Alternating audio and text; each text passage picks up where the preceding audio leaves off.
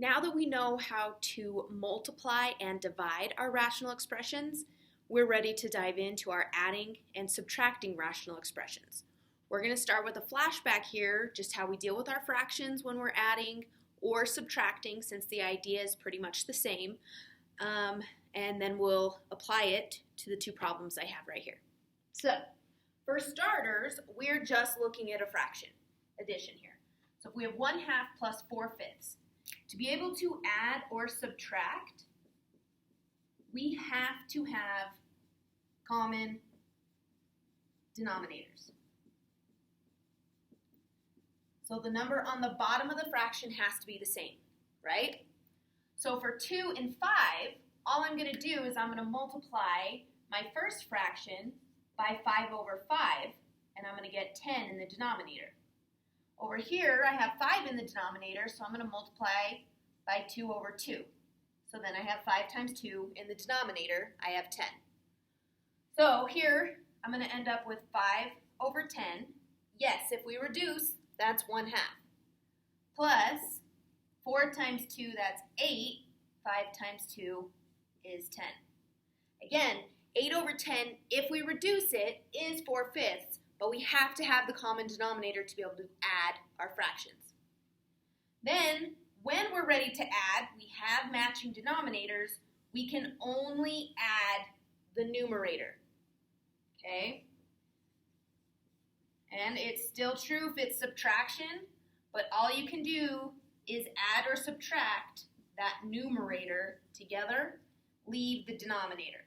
So 5 plus 8 is 13/10. So add or subtract the numerator, I'll put a little star here, keep the denominator. So all we're doing is we're just making sure that our denominators are the same so we can add or subtract the numerators. As soon as the denominators match, we can go ahead and combine our fractions. So, with the example I have here, now instead of just a number, we have a binomial. So my denominator here is k minus 6, and my denominator here is k plus 6. So for them to have the same denominator, I'm going to go ahead and multiply these together. This is my lowest common denominator, just simply by multiplying those two binomials together. So this fraction, it has the k minus 6. It needs the k plus 6.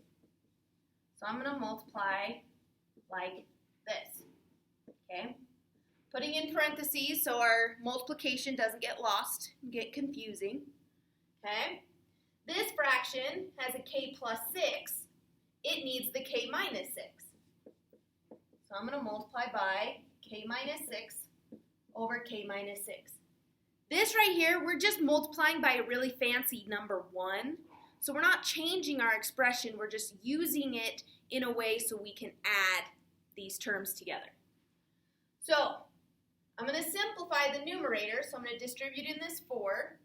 I'm going to get 4k plus 24 over k plus 6 times k minus 6, plus, here I'm going to distribute in my numerator.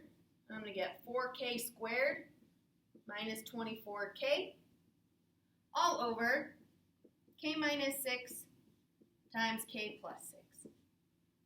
Okay, I wrote my denominators in different orders, but they're still the same denominator, so we can go ahead and add the numerators together. So I'm going to have 4k squared, then I have 4k plus negative 24k, which is negative 20k, plus 24, all over my k plus 6 times k minus 6. I want to simplify the numerator so we can combine like terms, but my denominator I'm going to go ahead and keep in factored form, because as long as it matches, I can add or subtract. As we move forward, leaving it in factored form is going to be a-okay. All right, the same rule applies for subtraction. The only thing that we have to be cautious of is, remember when we were subtracting polynomials, we have to make sure we subtract each term. In essence, we end up adding the opposite. The same thing's going to happen here. We just got to be really careful with our signs. Okay? So adding and subtracting is the same. You add or subtract the numerator, keep the denominator. So again here, my lowest common denominator is just going to be b plus 1 times b minus 6. So essentially, I'm just multiplying my denominators together. So this fraction needs my b minus 6. And this fraction has the b minus 6, but it's missing the b plus 1.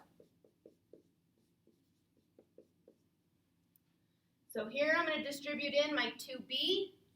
I'm going to get 2b squared minus 12b all over b minus 6 times b plus 1 minus, I'm going to distribute in that 5b plus 5 all over b minus 6 times b plus 1.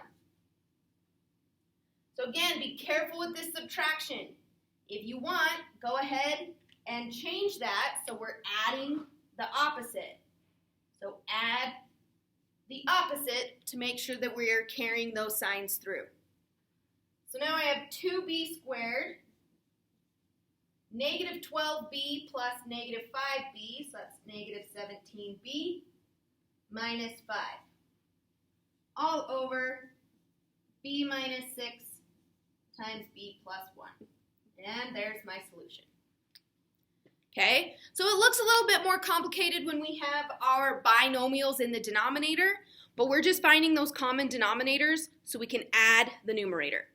Okay, good luck. I'll have another video up with a couple more examples.